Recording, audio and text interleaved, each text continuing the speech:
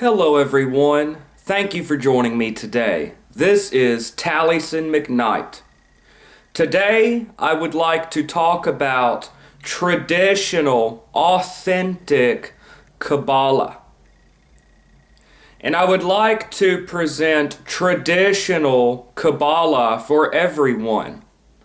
What does it mean, authentic traditional Kabbalah? This does not mean that this is simply a mystical form of Judaism for Jews.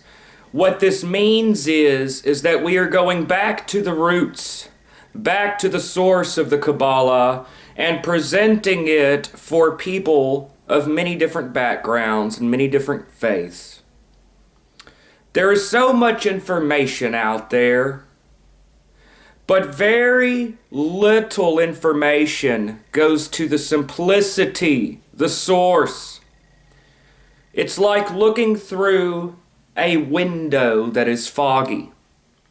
Foggy with lots of information, lots of things that we could study, and yet we fail to see the light of clarity. The simplicity of Kabbalah is lost. Kabbalah is lost. It is lost within a sea of information.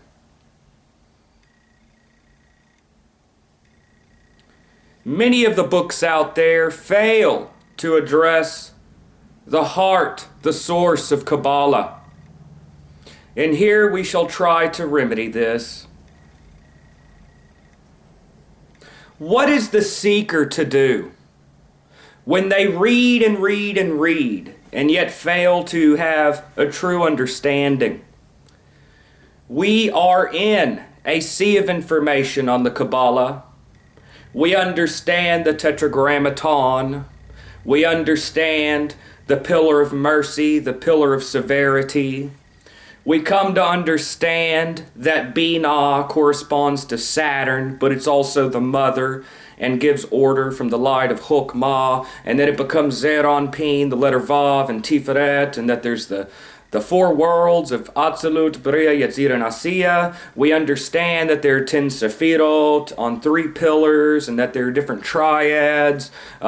We come to understand the different archangels and angels assigned to different Sefirot. So there is so much information that we fail to see the light of clarity. Today, I would like to break all of this down into the true simple light. The light of God, the Ain Soph Aur, is not complex. It is actually quite simple. It is our minds that build complexity upon it. The basics of traditional Kabbalah could be broken down into 3 things: the vessels of light, the ascent through the 4 worlds, and the correction of the vessels. So first of all, I'd like to talk about the vessels of the light. Ain Soph Aur means infinite light, endless light. You have Ain Soph, and Ain Soph Aur. And we have come to understand in our last video that the Sefirot are vessels of the infinite light. They are like cups getting filled. Now, the first thing to understand in Kabbalah is that we are vessels of God's infinite light. That we are vessels for the Spirit of God. The word Kabbalah means reception. So the word Kabbalah means reception. What do we receive? We receive the infinite light of the Creator. So the first thing to understand in Kabbalah is that we are a vessel for the infinite light of God. We are a vessel for the infinite light. Now, what is the infinite light? It is the light of the Creator. It is the light of God. It is the presence, the energy of God, the light of God. And we are vessels to be filled with the Spirit of God. So the first thing to understand is that the word Kabbalah means reception, and we are to receive the infinite light. Now, in the Zohar, in my last video, I posted a link to the Zohar, where it talked about the master's robe. So we are to receive the infinite light, the Spirit of God. As a cup, we are to be filled as a vessel for the Spirit of God. So the first thing to understand is that we are kelim, vessels. A vessel is like a cup. Here I have a cup of coffee. Got to have my morning cup of coffee, y'all. And it is filled with coffee. We get filled like this glass with the Spirit of God.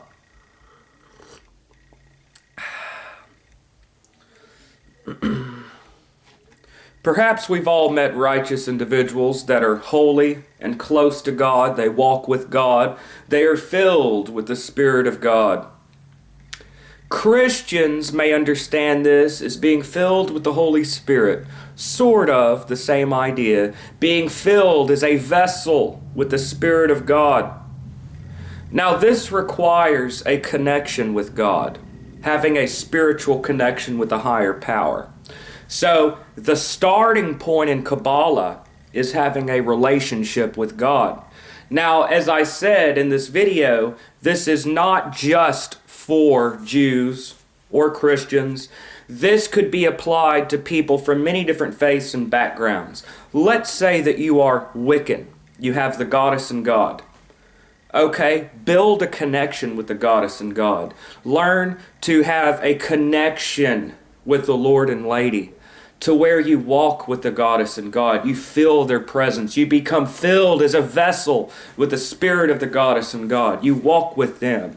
Let's say that you are a Muslim. You walk with Allah. La ilaha illallah wa Muhammadan Rasulullah. Let's say that you are a Hindu. Walk with God. Whatever religion you are, different religions study the Kabbalah. So it is what it is. So at least learn traditional Kabbalah. If you're going to apply it to your own religion, then at least do it the right way. Walk with God. However you understand it, build a connection with a higher power. The starting point, the beginning, is a close connection with God. Learn to walk with God. Prayer is the main way to build a spiritual connection, so that once you have a close connection to a higher power, you become filled as a cup, as a vessel. So you could study and study and study and get nowhere. You could read all the books and have the intellectual knowledge and get nowhere. You have to have the spiritual heart. You have to have the connection. Having a connection with God is like plugging in to an outlet. So now you can receive the current. So let's say you have a fan. I always have a fan next to my bed when I go to sleep because it helps me sleep. I plug it into the wall and the fan starts spinning. Having a connection with God is like plugging in, and then you get filled with the Spirit of God. So that's the first thing. You are a vessel for the Spirit of God. The light of God, the light of the Creator. The Sephirot are vessels for the infinite light, and we are vessels of the infinite light. And the Sephirot within us, energy centers, are vessels for the Spirit, for the light. So you have to be filled with the Spirit of God. It needs to fill you. Immerse yourself in the Creator until you are filled with the Spirit of God. You are filled with the infinite light. And it begins to flow through you. You build a presence about you, a spiritual aura of infinite light. So Kabbalah means the reception. You receive the light of God. Okay, I've got my spiral with the different things I wanted to cover. Okay, receive the infinite light, vessels. Okay, first you have a connection with God. In other words, before we can receive the light, we need to plug in. Second of all, got it? Second of all, the spiritual worlds. There are 4 worlds in the Kabbalah. Absolut Bria Yetzira Nasiya. There are 4 worlds or planes, 4 realms of existence. We exist at the lowest plane, which is Asiya, the material world. Above us are spiritual worlds. There is the realm of Yetzira, which some people would see sort of as like the astral plane. Not exactly, but sort of like the astral plane, Yetzira. Above that is the realm of Bria, the archetypal ideas, the realm of the archangels. And above that is Atzilut, going back sort of to the source. So there are these different worlds or planes or realms or dimensions. Now, it is possible to ascend to higher realms while still on earth. And the Kabbalah teaches you to ascend through the worlds while still living physically on earth. The kingdom of heaven is within. Heaven is a state of mind. Now, how do you ascend to higher planes of existence? This does not imply astral projection. It does not imply an actual travel. It involves a similarity of form. Closeness in the physical world, where you have space and time, is a mechanical closeness or distance. So in the physical world of time and space, these two objects, we would say that closeness is a physical closeness, and distance is a mechanical distance. That is in the world of space and time, closeness and distance. But how are you close or distant on a spiritual level where there is no space and time? On a spiritual level, without space and time, closeness and distance, in the spiritual world, there is no space and time. There are only qualities. So on a spiritual level, to be close to something is to have a similarity of attributes. To be distant in the spiritual world is to have a different quality.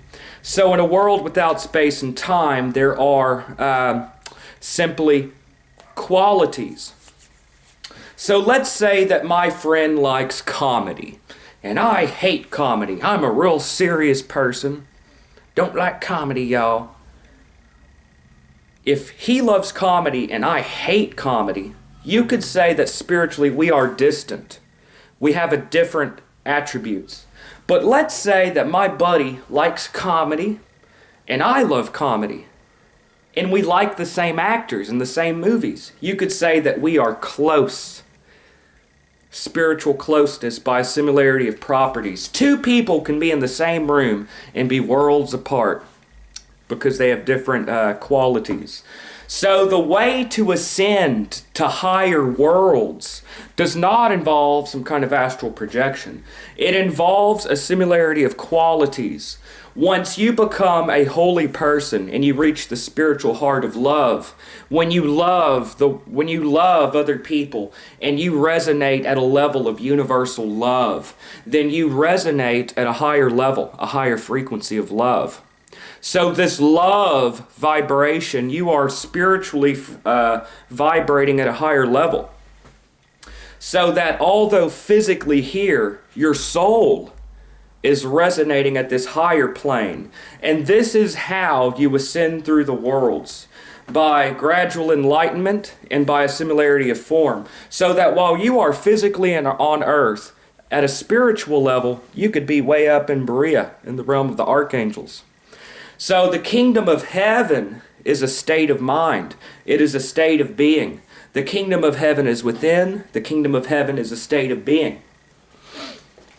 So we are vessels for the infinite light.